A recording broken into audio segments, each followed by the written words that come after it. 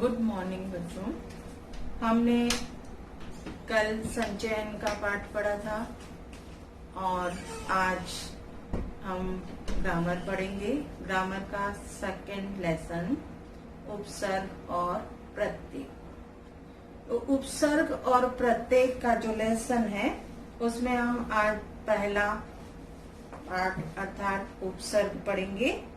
यहाँ देखिए कि उपसर्ग जो शब्दांश होते हैं वह शब्द से पहले लगाए जाते हैं। यह आपने 6th, 7th, 8th में भी पढ़ा है और काफी नीचे की क्लासों में भी पढ़ाया गया है। तो उपसर्ग शब्द रचना की दृष्टि से हिंदी भाषा में 3 प्रकार के शब्द बताए गए हैं। शब्द रचना की दृष्टि से हिंदी भाषा में 3 प्रकार के शब्द बताए गए हैं। पहला है रूढ़, दूसरा है यौगिक और तीसरा है योगरूढ़। यौगिक शब्दों का निर्माण किसी शब्द में अन्य शब्दांश का मेल होने से अथवा 2 शब्दों के मेल से होता है। जैसे अन्याय शब्द में अशब्दांश तथा न्याय शब्द के मेल से बना है। योगरूढ़ शब्द भी 2 शब्दों के मेल से उत्पन्न होते हैं और किसी विशेष रूढ़ अर्थ के लिए प्रयुक्त होते हैं। इस अध्याय में शब्द रचना के अवयवों उपसर्ग और प्रत्यय पर विचार किया गया है। यहाँ हम पहले उपसर्ग पढ़ेंगे।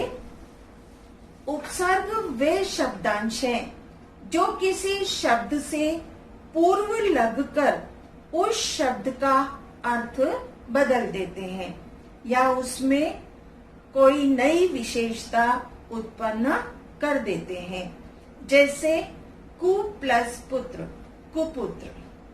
यहाँ कु शब्दांश पुत्र शब्द के साथ बैठकर नया शब्द गढ़ देता है। कु शब्दांश है, शब्द नहीं। शब्द वाक्य में स्वतंत्र रूप से प्रयुक्त हो सकता है, शब्दांश नहीं। यानी शब्द वाक्य के अंदर स्वतंत्र रूप से प्रयुक्त हो सकता है लेकिन शब्दांश नहीं हो सकता।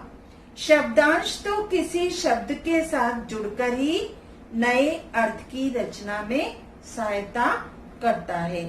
जो शब्दांश शब्द से पूर्व लगता है उसे उपसर्ग कहते हैं। हिंदी भाषा में संस्कृत, हिंदी तथा उर्दू शब्दों की प्रधानता है, इसलिए इनके उपसर्ग भी भाषानुसार भिन्न है। शब्द जिस स्रोत का होता है उपसर्ग भी उसी स्रोत भाषा का लगता है।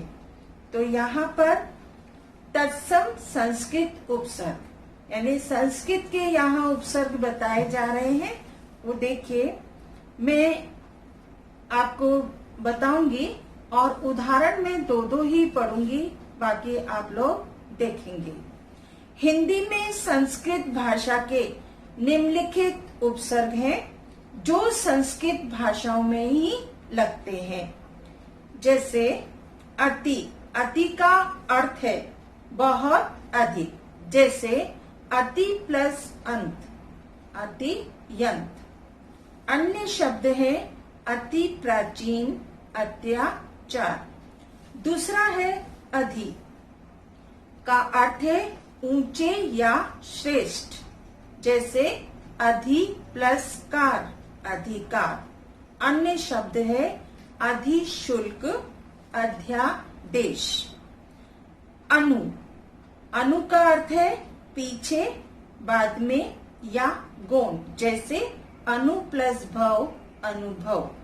अन्य शब्द है अनुसार, अनुरोध, अनुरूप। अप का अर्थ है अनुचित या बुरा। जैसे अप प्लस कार, अपका।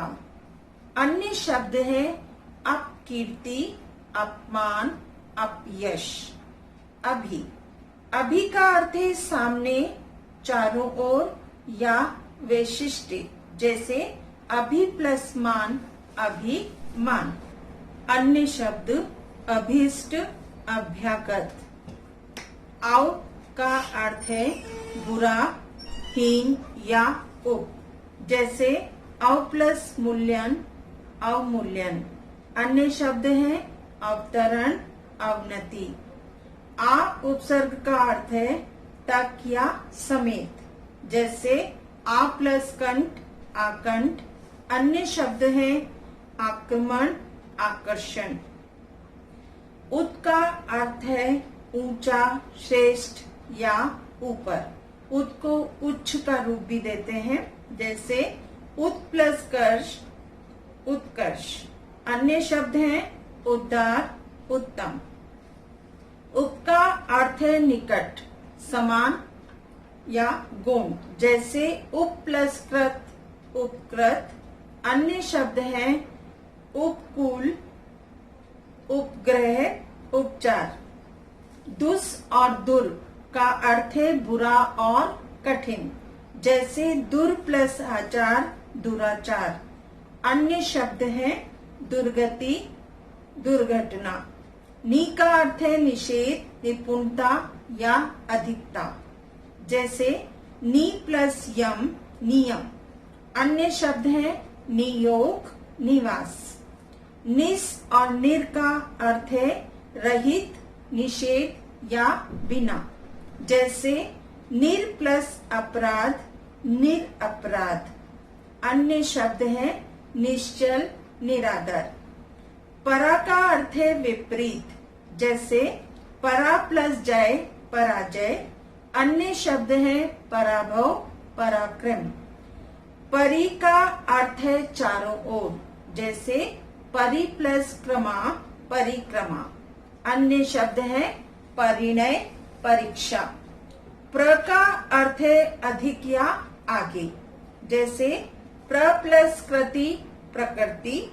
अन्य शब्द है प्रख्यात, प्रक्रिया। प्रति का अर्थ है हर एक, विरुद्ध या सामने, जैसे प्रति प्लस ध्वनि, प्रतिध्वनि। अन्य शब्द हैं प्रत्यक्ष, प्रतिनियुक्ति। वि का अर्थ है विशेषता, भिन्नता या अभाव, जैसे वि प्लस जय, विजय। अन्य शब्द हैं वियोग, विनाश, विवाद, विदेश। सम का अर्थ है अच्छा, संयोग, सहित, जैसे सम प्लस कल्प, संकल्प। अन्य शब्द हैं संगम, संगति। सु का अर्थ है शुभ या सहज, जैसे सु प्लस गम, सुगम। अन्य शब्द हैं सुतीक्ष्ण, सुदूर, सुनयन, सुपथ। संस्कृत के कुछ शब्द, शब्दांश जो समास के पूर्व भाग में प्रयुक्त होते हैं, अत्यधिक प्रचलन के कारण उपसर्ग के समान प्रयुक्त होने लगे हैं। ऐसे उपसर्ग निम्नलिखित हैं। अंतः, अंतर, यानी भीतर के अर्थ में, जैसे अंतर प्लस करण, अंतःकरण। अन्य शब्द है अंतर्ध्यान, अंतर्जातीय। अ का अर्थ है अभाव, जैसे अ प्लस काल, अकाल। अन्य शब्द है अगम्य, अचर। अधः का अर्थ है नीचे, जैसे अधः प्लस पतन, अधः पतन। अन्य शब्द है अधोगति, अधोमुखी।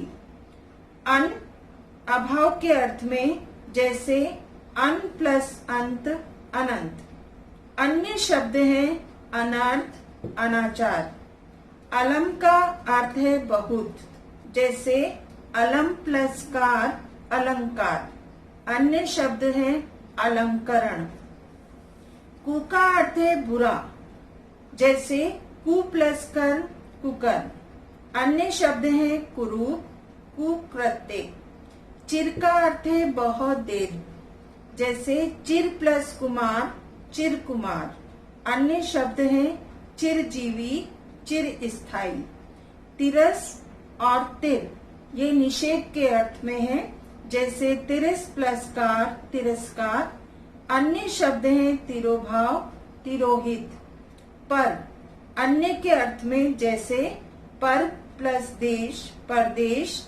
अन्य शब्द हैं पराधीन, परलोक। अगला है पुनर। पुनर का अर्थ है फिर। पुनर प्लस जन, पुनर्जन। अन्य शब्द है पुनरागमन, पुनरुत्थान। पुरस का अर्थ है सामने, जैसे पुरस प्लस कार, पुरस्कार। पूरा पहले, जैसे पूरा प्लस काल, पूरा काल। अन्य शब्द है पुरातन, पुरातत्व। प्राक और प्राग। प्राक और प्राग का अर्थ है पहले, जैसे प्राक प्लस कथन, प्राक कथन। अन्य शब्द हैं प्रागैतिहासिक और प्रागे वैदिक।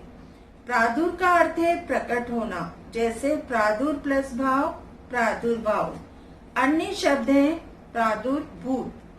बहिष और बहिर का अर्थ है बाहर, बहिष प्लस कार, बहिष्कार। अन्य शब्द हैं बहिर्गमन, बहिर्मुखी। सत का अर्थ है सच्चा, जैसे सत प्लस जन, सज्जन। अन्य शब्द हैं सद्गति, सदाचार। सम का अर्थ है समान, जैसे सम प्लस कोण, समकोण।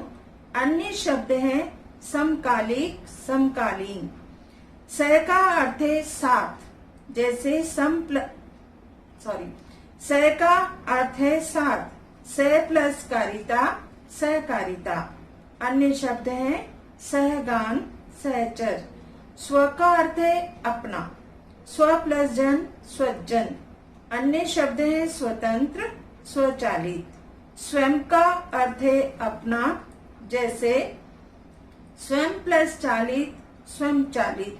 अन्य शब्द हैं स्वयंवर, स्वयं सेवक, स्वयं पाठी। आज हम इतना ही पढ़ेंगे। हिंदी के उपसर्ग हम कल पढ़ेंगे।